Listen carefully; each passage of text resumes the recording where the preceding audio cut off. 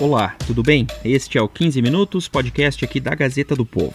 Hoje a gente vai falar de coronavírus e crise econômica. Essa crise agora provocada pela pandemia vai ser pior ou vai ser tão ruim quanto a crise de 1929, a Grande Depressão. A gente explica este assunto daqui a pouco na conversa que eu tive com o editor da Gazeta do Povo, o Guido Orges. Daqui a pouco mais detalhes deste assunto. Antes, deixa eu lembrar que você que é ouvinte aqui do podcast tem aquele preço especial para assinar a Gazeta do Povo. São só 99 centavos nos 2 primeiros meses. E assinando a Gazeta, você tem acesso a reportagens, colunas, conteúdos exclusivos e, claro, apoia aqui o nosso podcast. Só 99 centavos nos 2 primeiros meses, hein? Aproveita e clica no link na descrição do episódio de hoje. The outlook for global growth.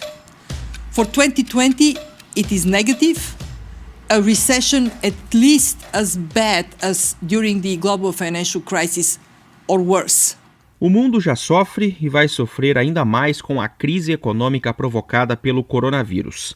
O Fundo Monetário Internacional, o FMI, divulgou na última semana uma nova projeção para a economia global. A crise de agora só é comparável à Grande Depressão de 1929. Pois é, os números para 2020 são terríveis. Expectativa de contração de 3% para o mundo. E o FMI alerta que os riscos de o número piorar são grandes.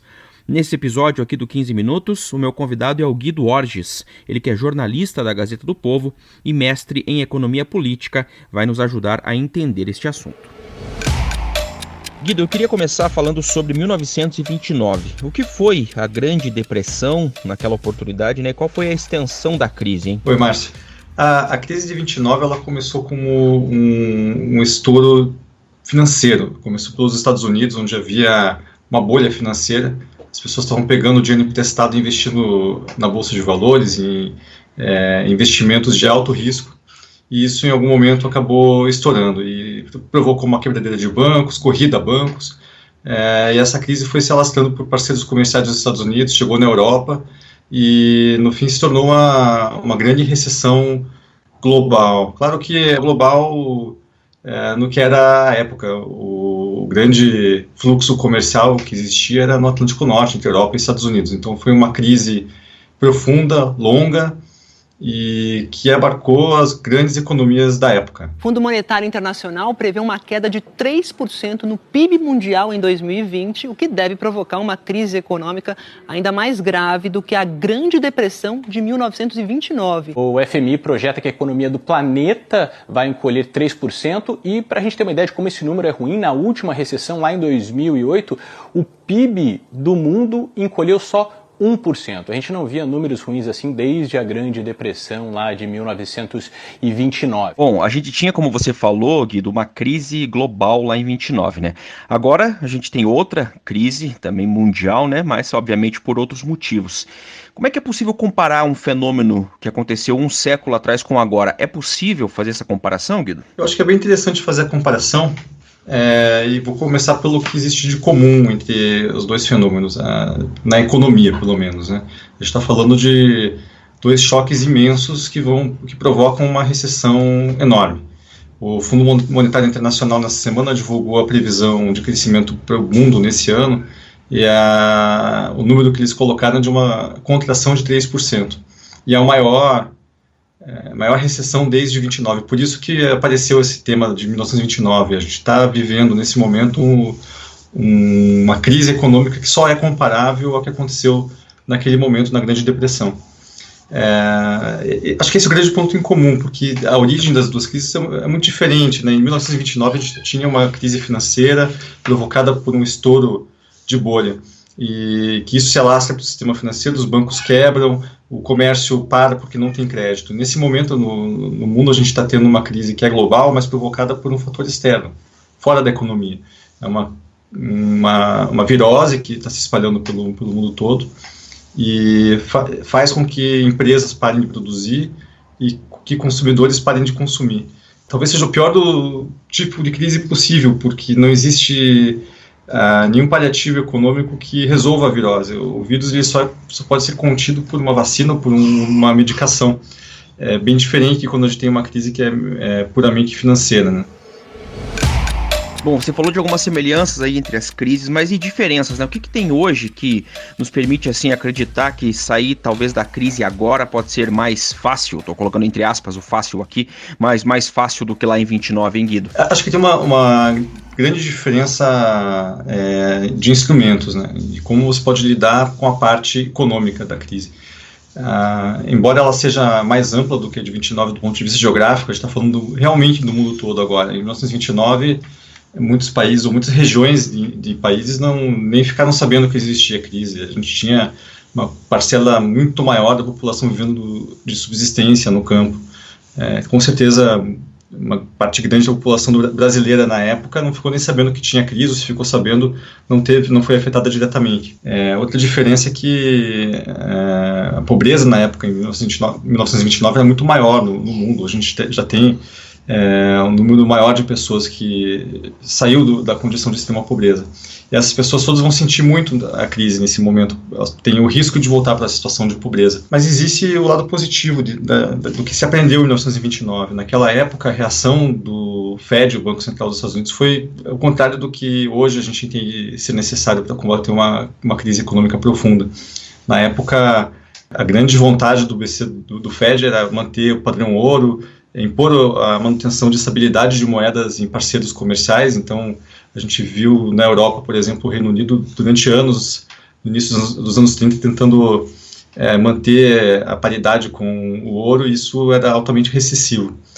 Hoje a gente já sabe, os estudos sobre 29 permitiram com que os economistas entendessem que era importante naquele momento haver um suporte financeiro dado pelos bancos centrais. Eles precisavam baixar juros, precisavam colocar mais recursos disponíveis na economia, porque uma crise econômica, seja ela de origem financeira ou agora, como a gente está vendo, a crise provocada por um fator externo, ela provoca uma retração de consumo que é paralisante. Existem duas grandes teorias que vieram na esteira de 29. A primeira é a teoria de Keynes, o keynesianismo. Muita gente critica, mas do ponto de vista de gestão econômica, é o que está sendo feito pela maioria dos países.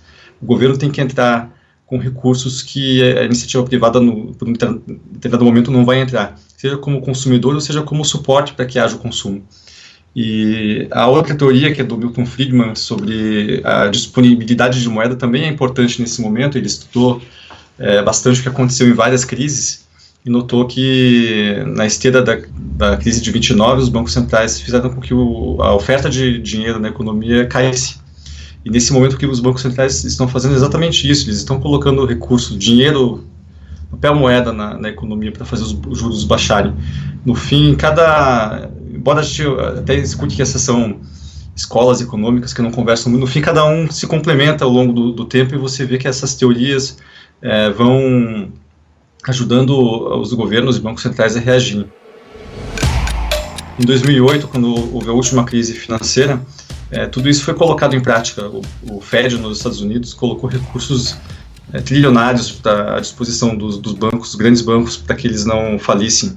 O governo americano criou pacotes de incentivo para a indústria. Isso foi tudo feito de maneira muito rápida e levou a uma crise que ela foi profunda, mas foi contida.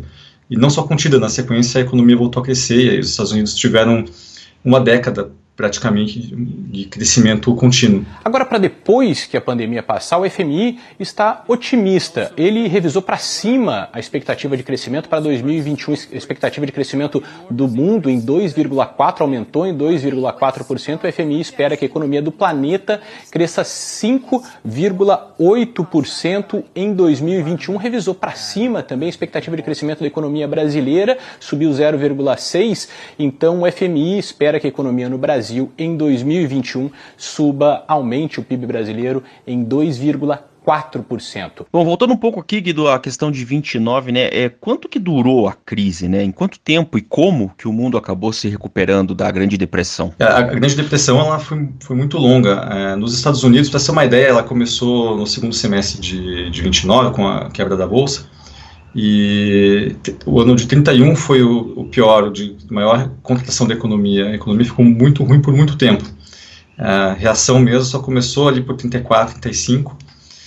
e foi quando a gente viu então, coisas como o New Deal nos Estados Unidos, e mesmo assim não se tinha compreensão do que deveria ser feito e por quanto tempo deveria ser feito, e o crescimento ele não foi muito forte na sequência. Só a Segunda Guerra, os gastos que foram feitos na Segunda Guerra fizeram a economia dos países, principalmente dos Estados Unidos, mas na sequência dos países europeus depois da guerra, fizeram com que essas economias voltassem a um patamar de crescimento que existia antes da crise de 29. Já quando a gente compara com 2008, quando a gente já tinha toda a análise feita e todo o aprendizado do que aconteceu naquele momento, a crise foi mais curta. 2008 foi o estouro da bolha imobiliária, 2009 foi o ano da recessão, em 2010 os países já estavam voltando a crescer, com exceção de alguns países da Europa que tem ainda, mas numa situação mais grave no fim de 2009, 2010, de crise de dívida. Então a gente tinha países como Portugal, Espanha, Itália, com alto endividamento e tiveram que fazer ajustes bem mais fortes para sair da crise. Pois é, e aí quando a gente fala de duração da crise, tem uma situação que preocupa quando a gente está falando de agora, né?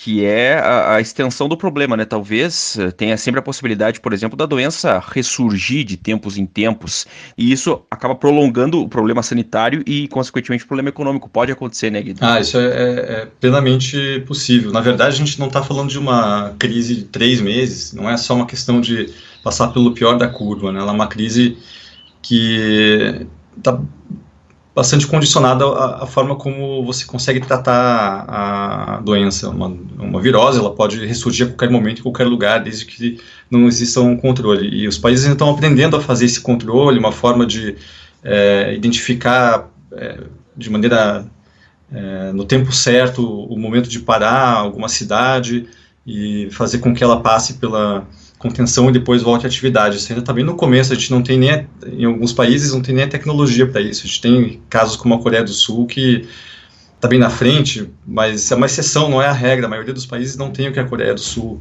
tem para lidar com a doença. Mas tem um lado positivo para a gente comparar aqui com 1929. Ali a gente estava falando de uma crise que demorou 4 anos para começar a passar e, no fim, só durante a guerra ela realmente ficou para trás. A vacina para o coronavírus vai ser criada, é uma tecnologia que a gente já domina, vai ser criada, a vacina vai ser produzida, vai ser distribuída, e a gente vai aprender a lidar com a doença e a economia vai voltar ao normal. O choque ele não é um choque que faz com que as fábricas deixem de ter capacidade de produzir. Elas não produzem porque nesse momento as pessoas ou não podem trabalhar ou elas não estão indo consumir. Tendo a vacina, passado esse momento da crise sanitária, vai tudo voltar a funcionar. A gente não vai ter fábricas que deixaram de produzir porque caiu uma bomba, como num estado de guerra, por exemplo, né? O que a gente precisa nesse momento é que haja o suporte para que essas empresas não fechem durante os períodos em que as cidades onde elas operam estão sob quarentena. Por isso é tão importante o papel do Estado. Meus amigos, 2 ondas enormes avançam em direção ao Brasil. A primeira já nos atingiu, é uma calamidade de saúde pública e ameaça nossas vidas, nossa saúde. E a segunda vem na esteira da primeira, pode ser uma enorme onda, dependendo de nossa reação, ameaça nossos empregos e uma crise econômica como nunca sofremos antes. Pois é, e aí que vem até pra gente ir finalizando, Guido, minha pergunta, para falar também um pouco de Brasil, né, em relação ao papel do Estado, né. Queria saber sua avaliação sobre o que o governo tem feito até agora para sair da crise. Vamos lembrar que as medidas incluem principalmente essa tentativa de manutenção de empregos, né, e também os auxílios aos informais e tal. Como é que você está vendo aí como o Estado, o governo brasileiro tem agido aqui no Brasil para tentar minimizar ao máximo os efeitos dessa crise aí? Acho que a gente tem que quebrar 2 partes da análise. Tem a parte de saúde e a parte de economia, porque o tratamento a saúde da população, ela faz parte da cura para a economia também. Então, eu gostaria de ver mais agilidade, por exemplo, na implementação de um sistema bem consistente de testagem da população, tecnologia para acompanhamento em tempo real do que está acontecendo em cada localidade, para que a reação de contenção seja na proporção correta, né? A gente tem um debate que está ideologizado, político, entre fechar ou abrir, e, na verdade, o abrir não é nem possível de maneira ampla e sem riscos, porque a gente não tem um sistema, um modelo para isso bem implantado, como a Coreia, que é o caso que a gente sempre fala. Então, acho que tem muito trabalho para ser feito nessa área ainda. Do ponto de vista econômico, o governo, de maneira geral, agiu certo com a proposta do apoio de R$600 para a população mais carente. Era uma proposta mais tímida, o Congresso aumentou esse valor. Acho que é um momento de se fazer esse tipo de ação, sim. Talvez a gente não tenha condições de fazer por muito tempo, mas pelo menos para esse período de adaptação vai ser positivo. As pessoas pelo menos vão passar por uma dificuldade maior para necessidades básicas, né? Existe alguma ação do Banco Central para aumentar a liquidez, e isso é um ponto de dúvida ainda. A gente não sabe qual vai ser a situação dos bancos daqui a alguns meses, se vai ter muito calote na praça ou não, então é um ponto de atenção, e acho que o Banco Central está preparado para acompanhar isso.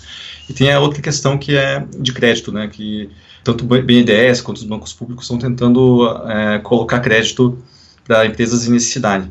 Tem algumas coisas boas, como o crédito para folha de pagamento, me parece que é uma ação com o foco certo, mas ainda vai faltar coisa. Muita empresa vai precisar de crédito nesse período para lidar com receita abaixo do previsto. Talvez o governo tenha que entrar garantindo parte desses créditos para o sistema bancário conceder os empréstimos necessários, porque também é normal que numa crise, quando a inadimplência tende a crescer, os bancos recuarem um pouco, aumentarem um pouco as taxas. Isso é normal. A alternativa a isso seria talvez os bancos terem uma dificuldade financeira e entrarem em um ciclo talvez até de corrida, em que eles começam a ter saques e boatos na praça espalhando que o banco X ou Y está quebrando. Isso é muito pior do que ter um sistema em que o governo ajuda na garantia desses empréstimos. Guido, obrigado pela participação aqui no 15 Minutos. Até a próxima. Obrigado, abraço. Terminando aqui mais um episódio do 15 Minutos, podcast da Gazeta do Povo. Durante o episódio de hoje, você ouviu trechos de reportagens que foram veiculadas pelo jornal Hoje, da TV Globo. Eu lembro que o 15 Minutos tem a produção da Maria Escrocaro e da Jennifer Ribeiro, a montagem do Leonardo Bestloff e a direção de conteúdo do Rodrigo Fernandes. Eu sou o Márcio Miranda e agradeço muito a sua companhia. Até mais!